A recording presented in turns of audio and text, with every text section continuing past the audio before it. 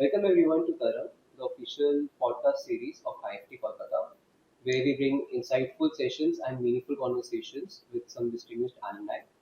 Today we are delighted to host Mr. Gaurav Dhanani, an alum from the batch of 2009. He holds 15 years of experience in the energy and real estate sector, and we look forward to some insightful session into strategy, growth, and leadership abilities. So, without further ado, let's get started. So, first of all, sir, how does it feel to be back on campus after so many years? Hi Karthik, thank you first Yes, of sir. all for inviting me back to the Yes, sir. campus. It feels surreal actually getting back to the campus where it all started, the professional life, it feels so warm and it's really special to be back on campus. So, sir, I'm sure you might have made a lot of memories when you were here on campus. So, is there like one particular memory that stands out, that still comes to your mind when you think about your MBA days? One, I think there'll be lots and lots. If I start speaking, I think it'll be the whole night will go on. But yeah, definitely there are various fond memories. I'd like to recall, like I was the finance club head. We had a finance club called Cashinova at that point of time. Yes. So I was the head of that. We used to do lots and lots of activities for the batch. We used to take part in, I think, all inter B school competitions. I didn't leave a single one unturned. All finance, branding, marketing, strategy, all kind of inter B schools. I had a fascination to go all to all different campuses, represent my college. I feel great pride in that. So that really nice.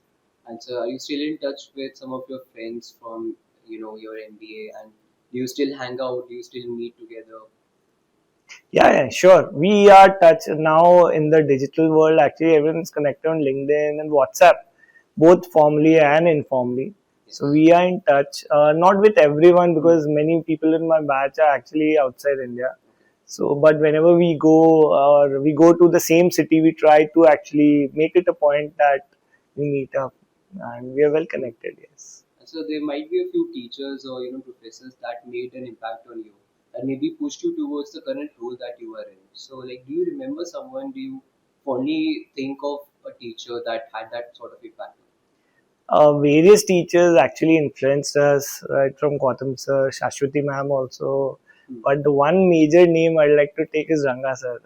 Hats off to him. The business strategy he told, and currently I'm working in the same lines also. The kind of respect we had Hmm. for him at that point of time for managing our batch, plus giving us the knowledge on business strategy is actually what I'm implementing for various corporates now.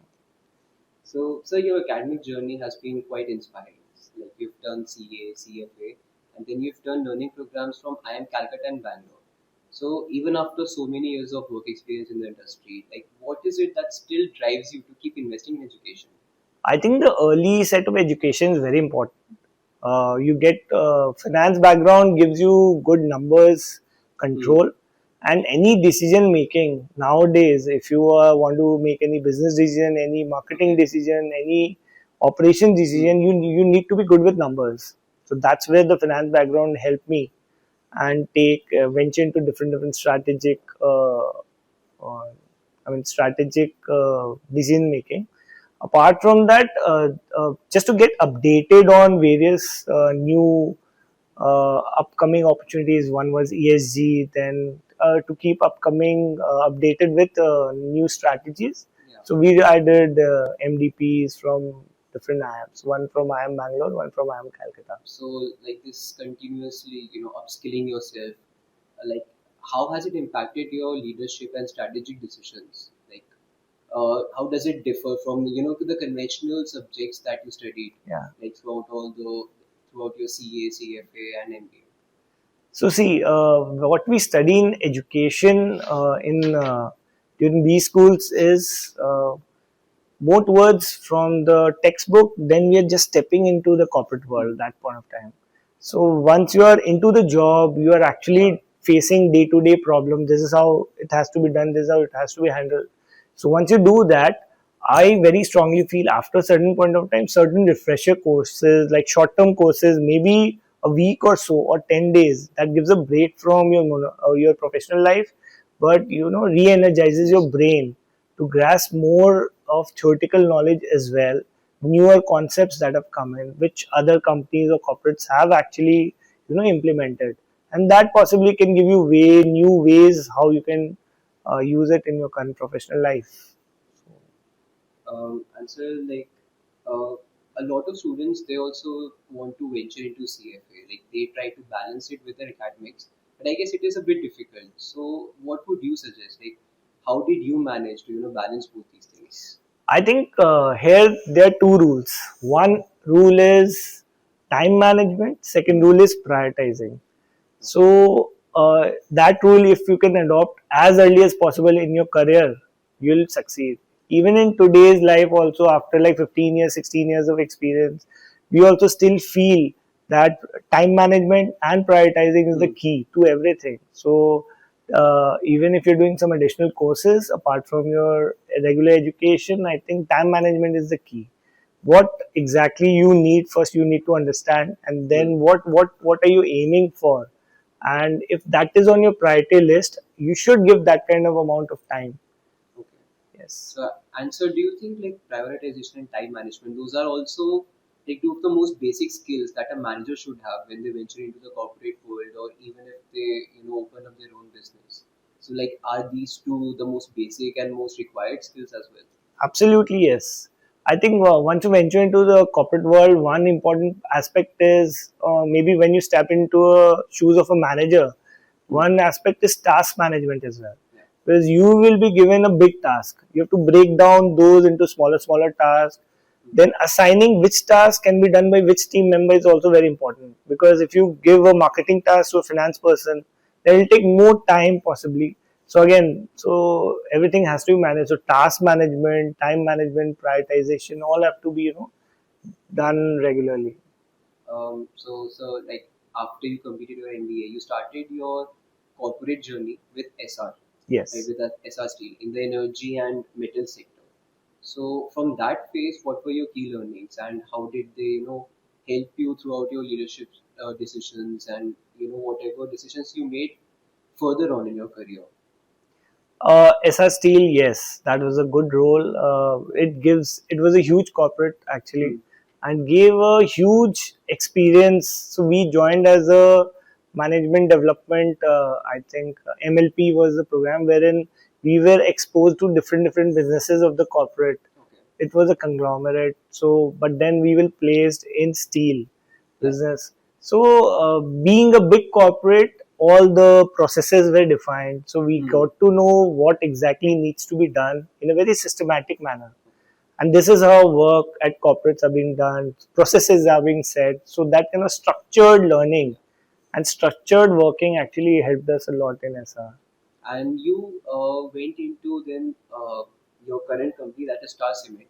So it is kind of a similar industry. So how was the transition into that? Like after working in SR for around 5 years, you've now been working in Star Cement for around 11 years. So like how do these two companies differ and how were your experiences with both of them?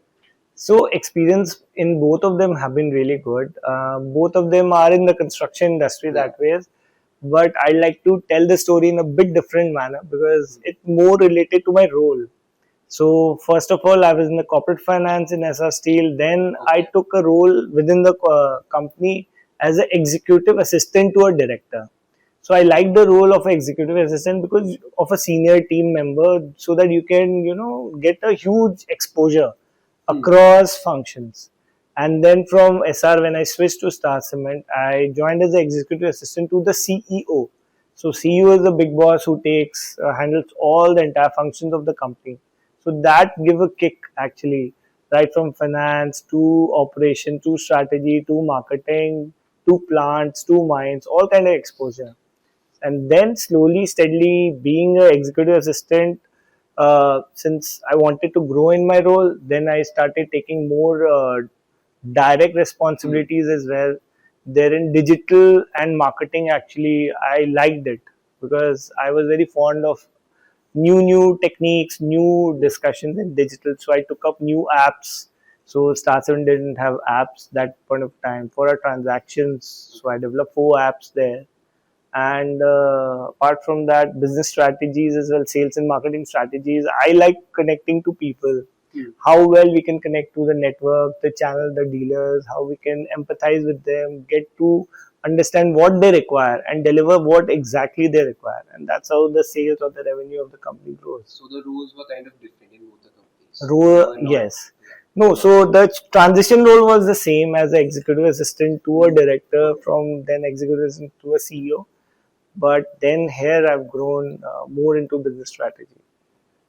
and so you've been in the real estate and construction market, in this business for such a long time.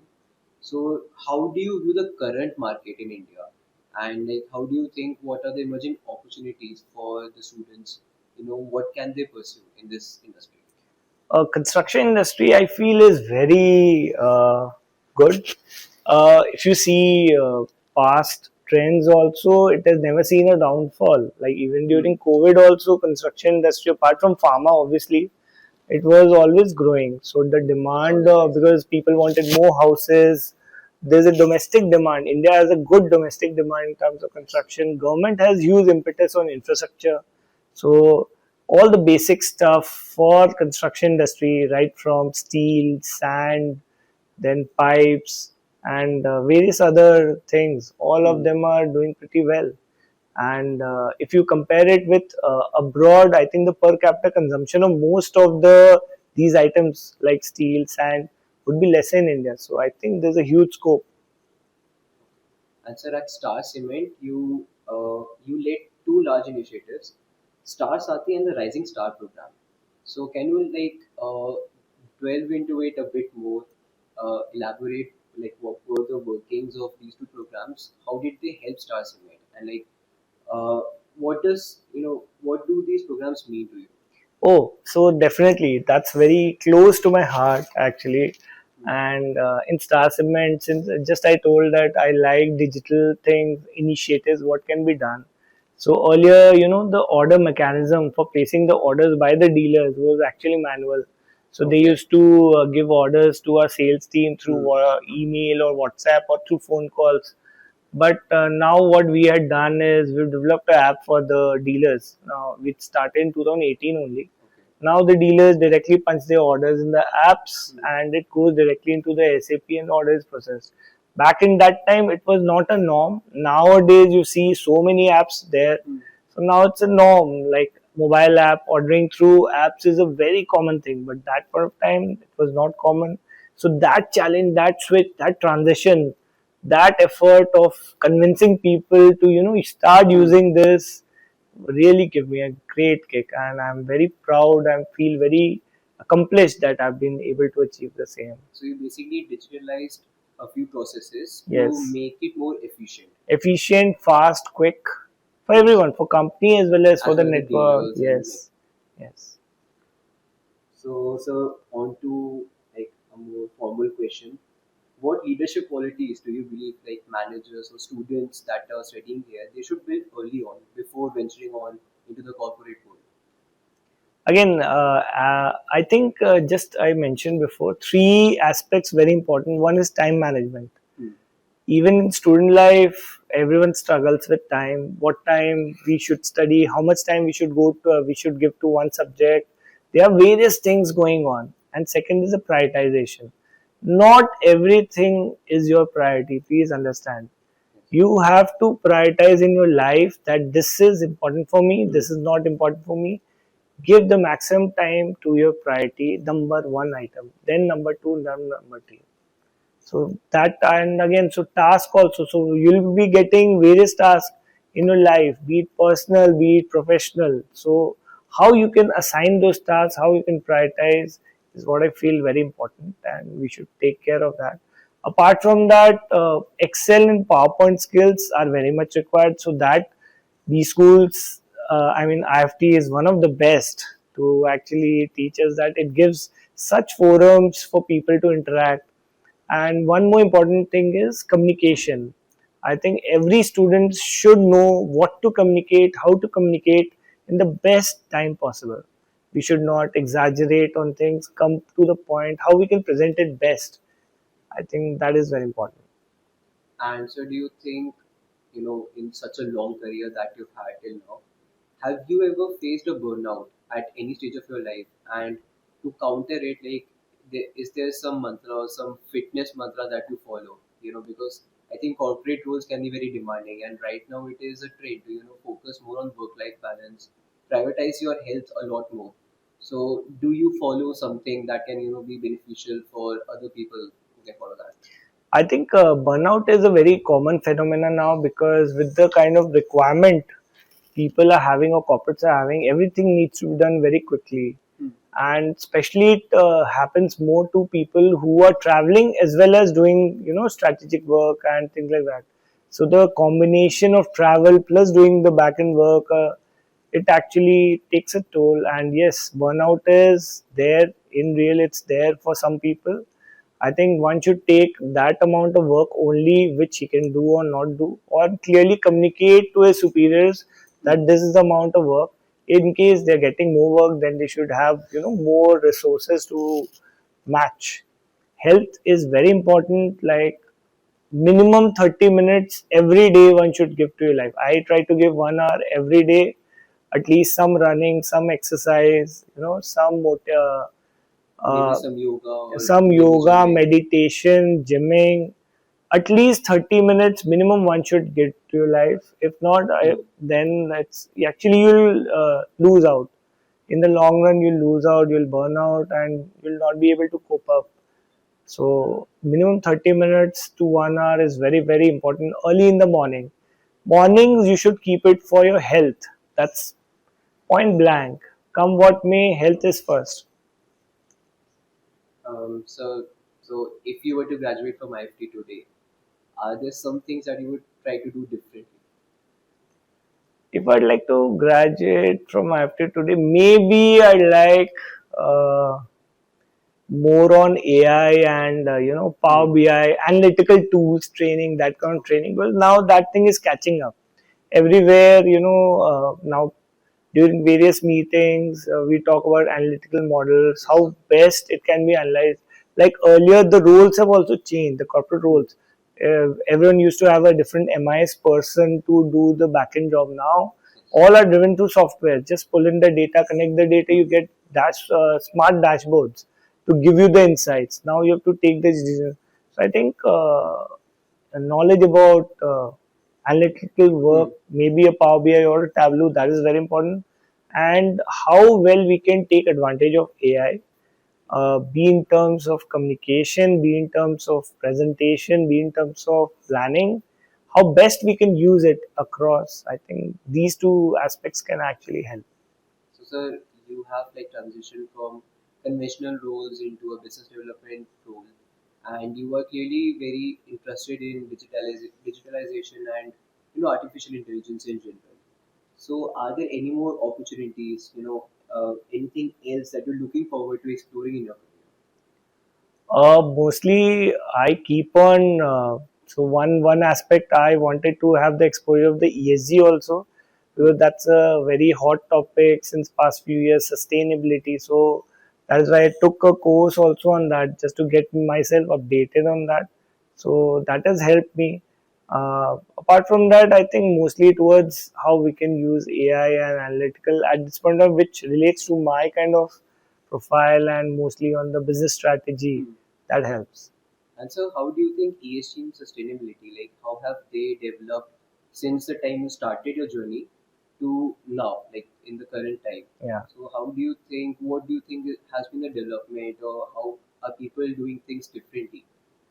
Uh, During earlier times when we were studying, I don't think there were any talks on such discussions on ESG sustainability in such a huge forums.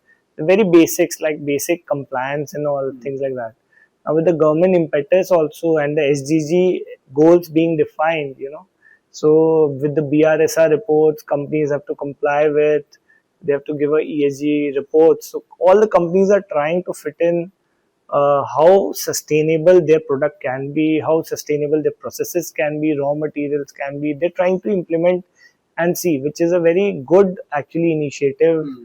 Yes. which will help our world, Earth, on taking the green things in future. So thank you so much, sir, for sharing such valuable insights.